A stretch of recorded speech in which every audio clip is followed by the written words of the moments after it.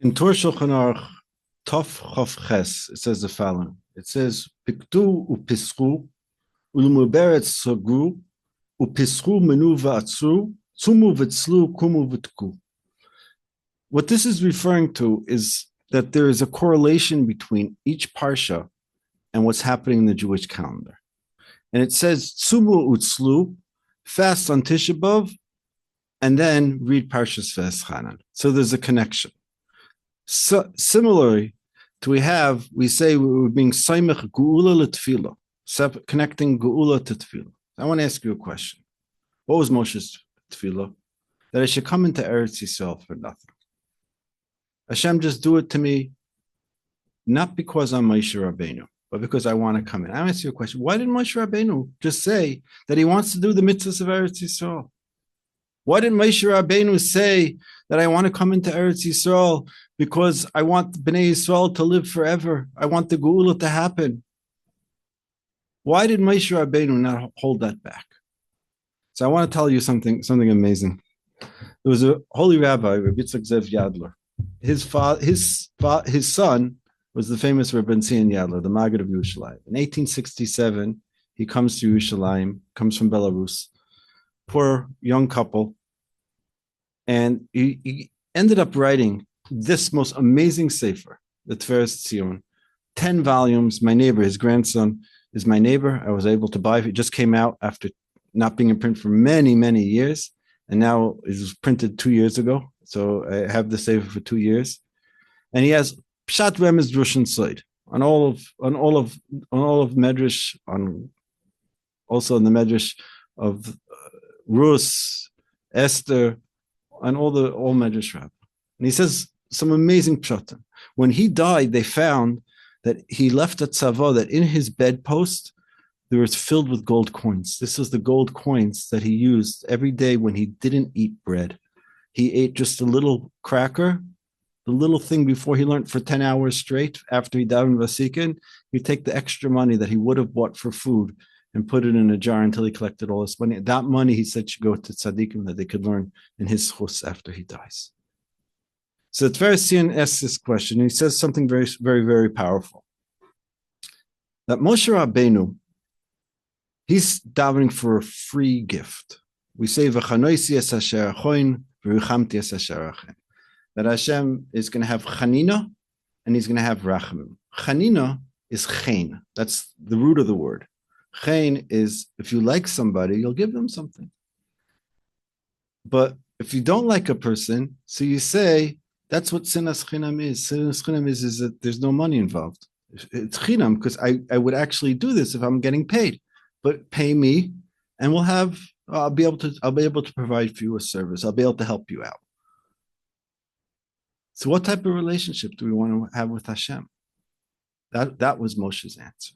Moshe's answer is, says it Tiferes Tziyon, the place. I took you out of Mitzrayim. I crossed the Yam Suf. I brought you to Har Sinai. I brought down the luchos. I broke the luchos. I went back to Shemaim. I argued for you. I came down with the luchos. I davened for you by Mei Merivah. I should come into Eretz Yisrael. Like, why not say that? Says Moshe Rabbeinu that all the matanos that Hashem has is bechinam. So what's tefillah? So right before this, the Midrash explains that there's asara lashonos at tefillah. You have the 10 languages of tefillah: shava, tzaka, naka, rina, pgia, bitzur, kriya, nipul, pilu, v'tachanunim. If you want, there's a 45-minute video that I put out explaining all these 10 lashon, the 10 languages of prayer. But I want to ask you a question. What are the 10 languages of prayer? The common denominator is they speak to where the person is. If the person is falling apart and the person is not managing in life, you can pray like that. If a person is wildly successful, he could have Reno. Sometimes he has Nipul. He has all these tools. And he can come from all these different places. He could come from Shava. He could come from being completely organized and ready and prepare his tefillah. Hashem, this is what I need. This is what I'm asking for. But Moshe said, I'm not doing any of that. I could have used all these different situations. They all applied to me, says it Tiferes Tziyon, explaining the Midrash. But Moshe came with nothing in his hand. He said, Hashem, I have nothing. There's no reason. And that's what tefillah is. We say ki basi based tefillah, that HaKadosh Baruch Hu, his house is the house of tefillah, and it's called basi. The Midrash explains, why is it basi? What is God's prayer? And the answer is that God prays, that Hashem says, may it be the will that the kas that will be overpowered by the rachum, his own. And it's when you think about this, it's really the journey of prayer that Hashem wants. It's the connection of prayer that Hashem wants. It's impossible to connect to another person if a person says they get along great with other people all the time. So there's a problem. It's impossible. There's no connection without friction. And Hashem says that Hashem moving from rachum to din, and this explains what it means that the Shulchan Aruch in Taf Chof Ches says that tzumu utzlu, take the geula and immediately go into the tefillah. Here the Sfas Emes goes deep. Sfas Emes says that every time a person davens, it should always be after a geula, after something happens. Because when you take the geula and your person has something happen, something good happens during the day, so a person needs to take and elevate that, because then after a person has it, after his stomach is full, kal v'chomer, he needs to daven. That you daven. This is how we learn out bracha achrona. The Gemara learns out bracha achrona from the pasuk Ma'arav tuvcha sher tzafanta liyirecha. We learn out that Mia ish hachochom va'yoven azois. We learn out that the wise person knows and understands that a person goes through the process of geula, he's masmech to tefillah. He goes right into tefillah. And that's elevating it. So when Moshe Rabbeinu said that we have a geula now, and Klal Yisrael is now coming out of Mitzrayim, and the truth is that the geula continues forever. And if you look, the Megala Amukus brings 252 pshatim in the word ve'ebra, that Moshe asked that he could pass through the land. In number 28, he brings that the difference between Moshe and Eliezer, that Moshe and Yeshua, and Moshe and Aaron, and he explains how Aaron did come back as a Gilgul, but Moshe Rabbeinu won't come back as a Gilgul. He'll only come back as himself when he brings back Klal Yisrael. And how Moshe Rabbeinu was Hevel and Sheis, but he said that if Moshe Rabbeinu would come into Eretz Yisrael, that would have been the Geula. And the truth is, there's a Midrash in Eicha Psichto Chof Daled where it says that Moshe was called by Hashem to cry for the Churban. And Moshe said, you're asking me to cry? You're the one who said that Yiplu Atzmaisechem Bamidbar. You told me that my bones are going to lie outside of the Yarden. So Moshe Rabbeinu said, had you let me in, everything would have been solved. Moshe Rabbeinu obviously wanted to daven for the final geula. And I'll tell you something special about Tu B'Av. Tu B'Av is the day where we daven for the final geula, because it's the day that the people, every year there were 600,000 Jews. There was a gzeira that because of the Chetem Meraglim, 600,000 Jews will die, but they won't die until they're 60.